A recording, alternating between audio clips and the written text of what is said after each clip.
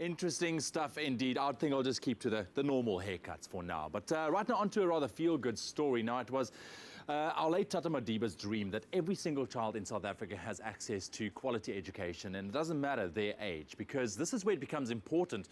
Early childhood development forms neural pathways that create a framework as to how they will learn for the rest of their lives.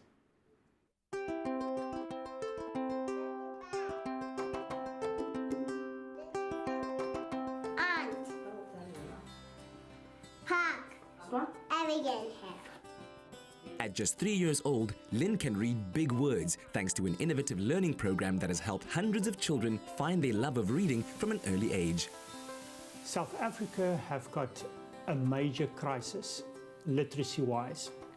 We are basically last in the world when it comes to the annual national assessment test done on children concerning their literacy and numeracy skills.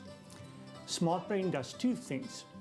First of all, we solve all kinds of reading problems by teaching children the 44 sounds that makes up the language.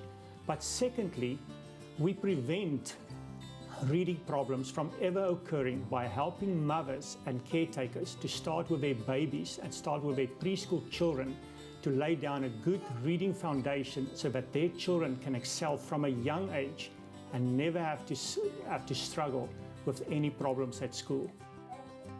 34. Excellent. 20. Early childhood development prepares children for school, but it's also the age range where the brain develops most rapidly, a fertile ground for learning numeracy and literacy.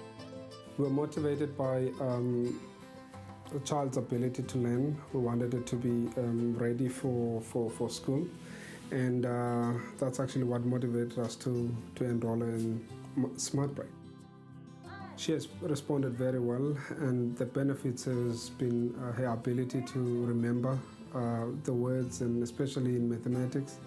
And there has also been a benefit in her reading abilities at this young age. It's scientifically proven that children who participate in good early childhood development programs perform better academically and are more likely to be successful as adults.